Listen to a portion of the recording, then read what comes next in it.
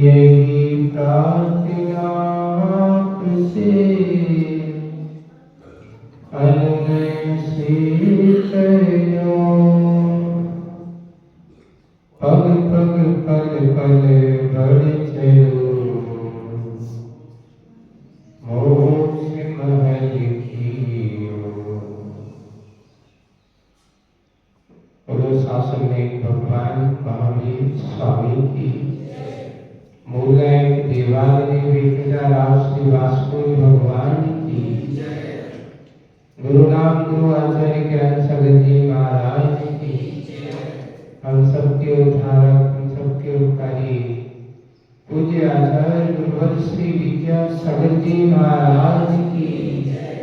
आचार्य श्री समय सागर जी महाराज की। तीन कम न करो मुनिराजों की।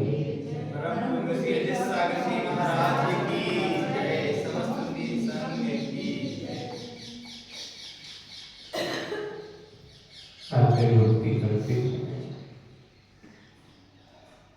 आचार्य कृपाल महाराज ने लिखा है, गुरुवती संजीवी में तरंती संसार सायरम क्रोधम छिन्नति अर्थ कामो जन्म मरणम। ऐसी बात को लेकर के आचार्य कृपाल महाराज जैसे महान आचार्य ने कहा, गुरुवती संजीवी कि संयम के साथ अगर जो व्यक्ति जैसे सही गुरु महाराज की भक्ति करने वाला नियम से सबसे पहले क्या करता है, संसार सागर पार, संसार सागर से पार होता है और साथ साथ छिन्नति अर्थ काम और अपने आज कर्मों को भी नाश करने का कारण बनाते हैं और जन्म मरण के इस परिवर्तन को भी नाश करने का कारण बनता है। एक गुरु भक्ति, एक गुरु की कृपा, एक गुरु का सहारा। कहना चाहिए कि इस कलिकाल में गुरु से बड़ा, क्योंकि साक्षात अनंत भगवंतों का समागम आज हमें नहीं है, पर गुरु की सन्निधि ही उसके लिए आत्म कल्याण का कारण बन जाती है। पूज्य आचार्य गुरुवर का आज का है पावन दिवस है। अपन कहते हैं पावन दिवस है, उनके लिए पावन था और आज हम सब लोगों के लिए तो इस सदी के ऐसा लगता था कि साथ जैसे जयवंत महावीर का आह्वान हो गया। जब पूज्य आचार्य गुरुवर के बारे में अपन चिंतन करते हैं, यहाँ तक कि मात्र जैन समाज को शोक नहीं हुआ, यहाँ तक कि इस जहां जहां भी आचार्य गुरुवर के चरण पड़े हैं, जहां जहां भी आचार्य गुरुवर का जिस नगर में, जिस शहर में जहां आगमन हुआ है, प्रत्येक शहर का जनमानस के मन में एक ही चर्चा थी कि आज इस धरती के एक महान संत सूर्य का अस्त हुआ है। एक व्यक्ति ने बहुत अच्छे विचार में कहा कि जब सूर्य का अस्त होता है तो धरती पर अंधेरा छाता है, लेकिन जब एक महान हस्ती का जीवन अंत की ओर जाता है तो इस धरती के व्यक्ति के मन के जनमानस में जो छाया हुआ अज्ञान रूपी तप है, उसके लिए प्रकाश का कारण बन जाता है। लेकिन महान व्यक्ति जाते हुए भी अपना प्रकाश देना नहीं छोड़ता। कितने लोगों ने जहां जहां भी गए, एक प्रसंग पढ़ा था कि आचार्य श्री की जब समाधि हुई तो सागर केंद्रीय जेल में बहुत सारे जब आचार्य वहाँ गए थे और बहुत सारे कैदियों ने बहुत नियम किए थे, तो वहाँ पर कुछ कैदी लोग थे, उनको जब पता चला कि ऐसा ऐसा हो गया, तो उसमें से एक दो कैदी ऐसे थे, उन्होंने उस दिन कहा मेरे तो भगवान चले गए, मेरे लिए तो जो मैंने काम किया, बड़ा काम किया था, पश्चाताप मैं कर रहा था गुरु जी के उस वचन को लेकर के, और उन्होंने कहा कि मैं अपने जीवन काल में कभी अपने आप को बुरा नहीं समझता, लेकिन गुरु जी के वचन सुनकर के मुझे अपने आप का बोध हुआ था। ऐसे लोगों ने उन्होंने उपवास कर लिया, उन चारों प्रकार के आहार का त्याग करके सिर्फ वो ध्यान में बैठ जाते हैं।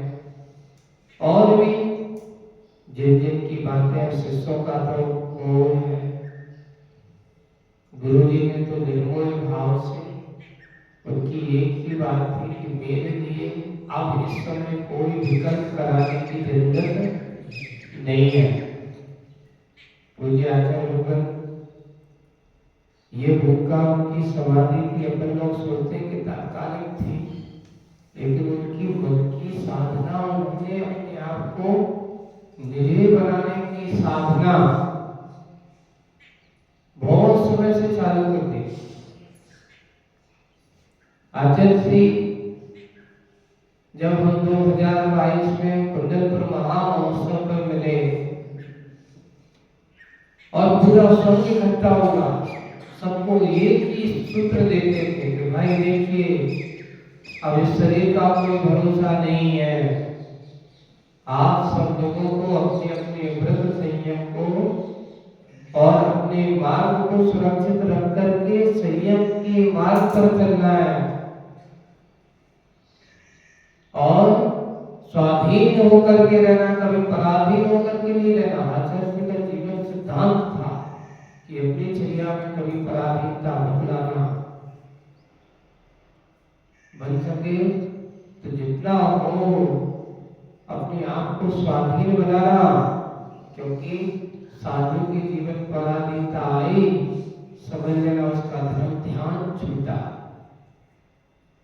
इसलिए अपना धर्म ध्यान, अपना स्वाध्याय, अपने व्रत संयम कभी पालन करने में पराधीन मत होना, निरंतर आगे बढ़ते जाना। आज पूज्य आचार्य रूपन का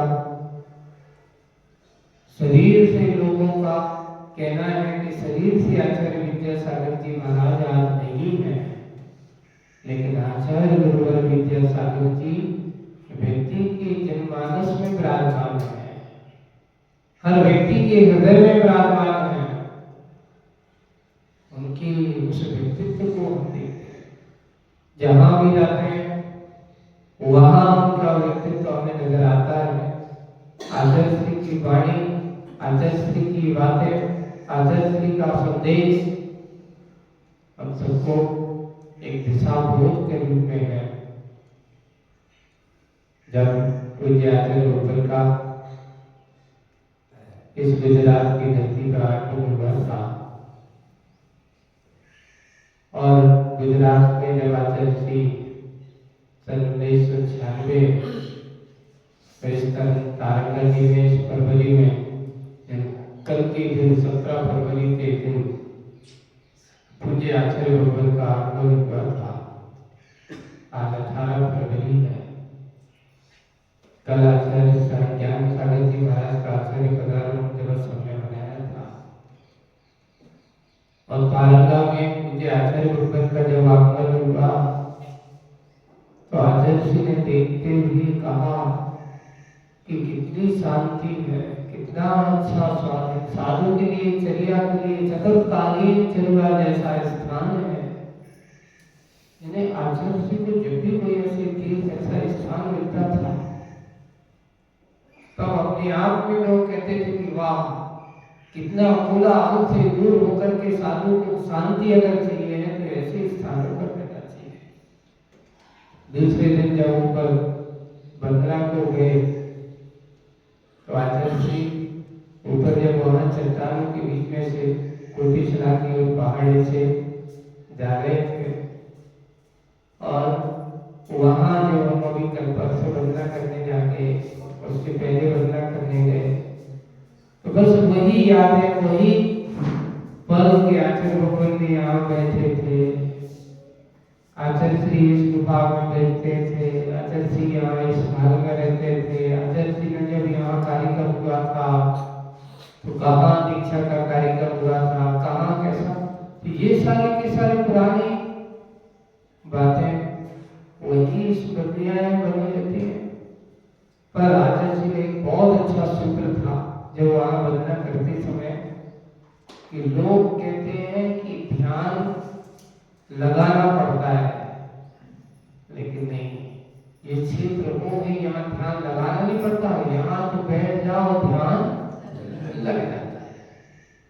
साधक का क्षेत्र की दृष्टि से यहाँ ऐसा लगता है कि पता नहीं चलता, 1-1.5 घंटे सामायिक में बैठ जाओ कब समय व्यतीत हो जाता है शांति का।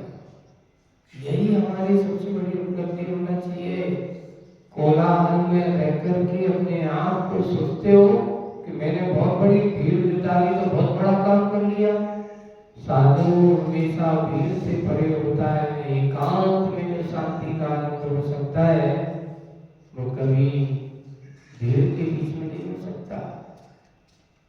गुजरात का एक प्रसंग था, जब इतनी भीड़ थी कि 4 तरफ आदमी है, जहाँ देखते वहाँ उस मौसम के दौरान आचार्य श्री कहते, आचार्य श्री आप जब इतनी भीड़ में ऐसे इतने सारे लोग जय हो गुरुदेव, जहाँ जाते हैं थोड़ा चलना थोड़ा भी निकलना मुश्किल हो रहा है, आचार्य श्री आपको कैसा लगता है?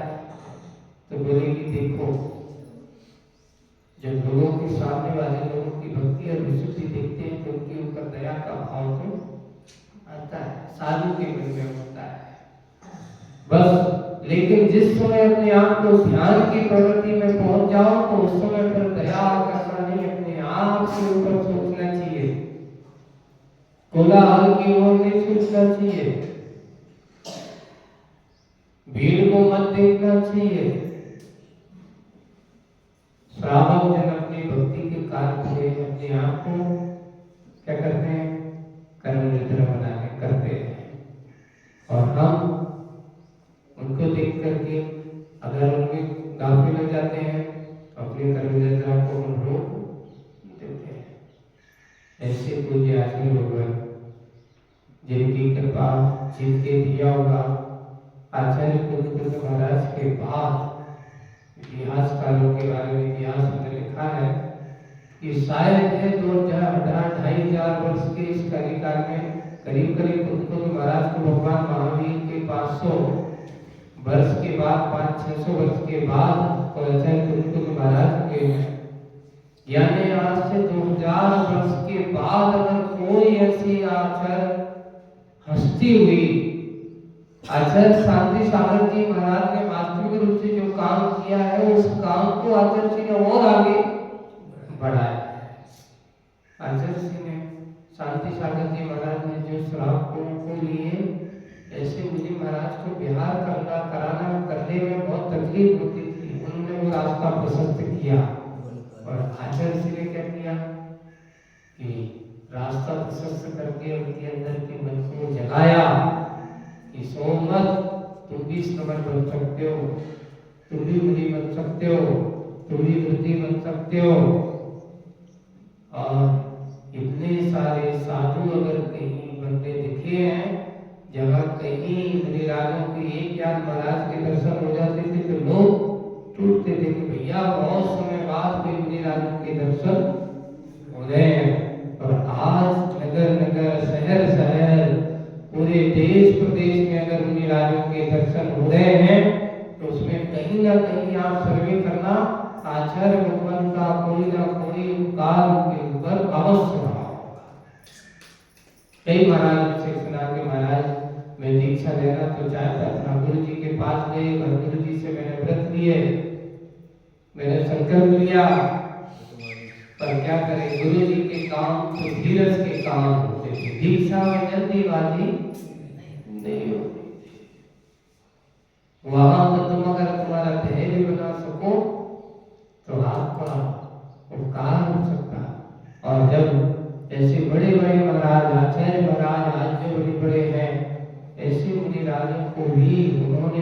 मार्ग दिया, उनका मार्ग प्रशस्त किया और करके अपने आप को कल्याण किया। सोचिए ऐसे महान आत्मा ने जिनके बारे में अपन आज शब्द कहने के लिए सुबह से ही मन में एक ही भाव की आज 1 साल हो गया जब हम लोग पूज्य आचार्य रूपक के पास सोच रहे थे कि बस पहुंच जाएंगे। जैसे ही पता चला चलते चलते बीच बीच में अब गुरु जी का आदेश आ जाता, पूज्य योग सागर जी महाराज का निर्देश आया, तो जैसे ही बहुत तीव्र गति से चल रहे थे उस समय हम पूज्य आचार्य वर्तमान उस समय सागर जी महाराज है ना, उनके साथ मिलकर के जा रहे थे कि कैसे भी हो गुरु जी कहें या ना कहें पर अपन को ऐसे समय पर उपस्थित होना जरूरी है। उनको जैसे ही पता चलता है वहां से पूज्य योग सागर जी महाराज का निर्देश आया कि जो जहां है वहीं रहेगा। आचार्य महाराज ने कहा है कोई यहाँ पे आने की चेष्टा, मुझे किसी प्रकार का कोई विकल्प की जरूरत नहीं है।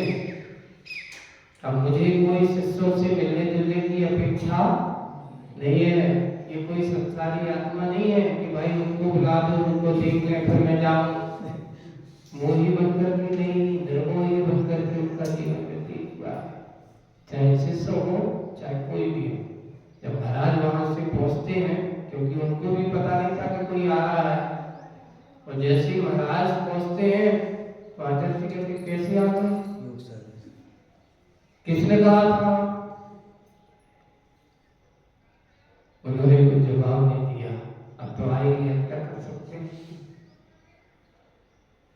लेकिन उन्हें कभी ये नहीं कहा कि उनको बुलाओ, ऐसा करो। क्यों? क्योंकि उनको अपने आप में ऐसा भरोसा था कि मैं अपने आप में किसी से कोई अपेक्षा नहीं रखता।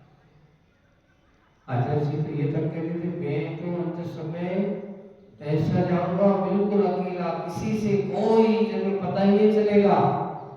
लेकिन उन्होंने धीरे धीरे सबको क्या करना चालू कर दिया, भाई चलो चलना सीखो। जब इन लोगों को एक साथ इंदौर में एक साथ कितने 20-25 महाराजों को सीधा 2 ग्रुप बनाया और चलो, रोते रोते कोई काम नहीं होना चाहिए। ये मोक्ष मार्ग स्वतंत्रता का मार्ग है। अपने आप में अपने पैरों पर चलना सीखो।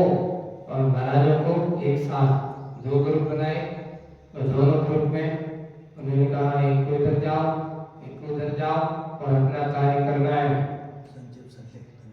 बिल्कुल यही से शुरुआत होती है। ऐसे ही शिष्यों का त्याग करना और किसी प्रकार का उन्होंने नहीं रखना कि एक दिन की साधना थोड़ी थी आचार्य की है। ये अपन के तात्कालिक धीरे धीरे करते करते उन्होंने कुंडलपुर से तो और अपने आप को एकदम निरीह कर लिया था। कोई नहीं रहेगा। सबने कहा आचार्य जी हम, सबने भी कहा हम नहीं, कोई नहीं। जो भी जिसको जैसा कहा है वैसा करना है। बस अपनी दृढ़ता से। जब आचार्य जी कुंडलपुर से और स्वास्थ्य ठीक नहीं था और अस्वस्थता होने के कारण से गोली में बेंच में अब जा रहे हैं बिहार। जैसे हम लोग वहां पहुंचे, क्योंकि हम लोग तो कुंडलपुर की बड़े बाबा के ऊपर से बदला कर रहे थे। अचानक पता चला कि सुबह आचार्य जी ने बिहार कर दिया। हम लोग ऊपर मंदिर पर थे, अब उतरने में समय जितना लगा इतने में पता चला कि आचार्य जी 5-6 किलोमीटर निकल गए। हम सब लोग महाराज लोग उतर करके आए, सीधे वहीं पहुंचे। आचार्य जी आपसे नमस्कार करके गए थे, हम लोग तो बदला को जा रहे हैं। आपने कुछ कहा ही नहीं ऐसा कि भाई नहीं जाओ। बोले कि क्या करना, आपको अपनी बदला करना है, मुझे अपना काम करना है। इतना तो कहते थे बिहार इसमें क्या करना, मुझे तो अपने आप को दोबारा बिहार के लोगों को बता दिया क्या करना है। आचार्य जी आप इतने मेरी होते जा रहे हो, हम लोगों के बारे में कुछ सोचो। आचार्य जी हम नहीं जाते, आप तो नहीं, मेरे साथ कोई नहीं रहेगा। उस समय कहते बस अगर रखना है तो एक महाराज छोड़ दो मेरे पास, बाकी सब जाओ, हम दो रहेंगे बस। अब कौन रहेगा? अजब से हम रहेंगे? नहीं, मैं बताऊंगा कौन रहेगा। और करते करते बड़े महाराज लोग कहते हैं मैं करूँगा। अब लोगों ने कहा महाराज जी बड़े महाराज जी हैं, तो मुझे मालूम है किसको रखना है, किसको नहीं रखना है। और बस उन्होंने अपना काम किया और करते करते वो कार्य अपने लक्ष्य की ओर बढ़ते चले गए। शरीर पर हमेशा सजगता होने के बाद भी कभी पराधीनता, कभी अपने आप को उन्होंने दीनता का उपदेश नहीं दिया। एक दृढ़ता के साथ अपने आप को संभाले रखे। ऐसे पूज्य आचार्य विभर के आज के समाधि दिवस की पावन दिवस पर हम सब लोग जिनके उपकारों को इस भाव में क्या अनेक भाव भी लग जाए, पूरा जीवन क्या संसार में जब तक ये रहेगा तब तक उनका उपकार कभी भुलाया नहीं जा सकता। क्योंकि गुरुओं की कृपा, गुरुओं के उपकार एक भाव में क्या अनेक भाव भी देती समर्पित कर दिए जाए तो भी वो पहुंचने वाला नहीं है। ऐसे पूज्य आचार्य लोग हैं। हम जैसे अनेक भक्तों को, अनेक आत्माओं को समीचीन मार्ग दिया, समीचीन कार्य दिया, कल्याण का मार्ग प्रशस्त किया और श्रवण संस्कृति को लिए, जन शासन के लिए जो काम किया है वो आज तक किसी ने नहीं किया। इतिहास की दृष्टि से देखते हैं तो इतिहास बताता है कि शायद ऐसा कोई आचार्य है जिन्होंने ऐसे जिनायतों के उद्धार के लिए इस प्रकार की श्रवण संस्कृति को देने में उसका योगदान रहा हो, और कोई नहीं है। अपने साथ कुछ लेकर के नहीं चले। वो कहते थे मैं नहीं करके क्या आया था, साधु के पास होता भी कुछ नहीं है, लेकिन धीरे धीरे मैं चलता गया, कारवा बनता गया, लोग जुड़ते चले गए, मैं चलता गया, कारवा बढ़ता। और यही बस चलने वाला अकेला चला गया, कारवा जहाँ था वहीं पर छोड़कर चले गए। यही है ज्ञानी का जीवन। वो कभी ये नहीं सोचता कि मेरा है, दुनिया का है, यहाँ का है, सब वहीं पर रहने वाला है। हम अपने आप को ऐसे ही उस ज्ञानी के मार्ग को, ऐसे ही गुरु महाराज के उस मार्ग पर दिया हुआ जो मार्ग है उसकी बताए हुए मार्ग पर चलते रहे और यही भावना करते हैं भगवान कि आपने जलाया हुआ दीप है, आपने दिया हुआ जो मार्ग है, मुझे भरोसा है क्योंकि आपके मुझे बताए हुए मार्ग पर चलने वाला कभी भटकेगा नहीं, मंजिल को पाएगा बस। जैसे आपने मंजिल को पाया है, मैं भी अपनी मंजिल को पाऊंगा, मैं भी अपनी मंजिल तक अपने कदम बढ़ाऊंगा और अपने लक्ष्य तक पहुंचने का प्रयास सतत करता रहूंगा।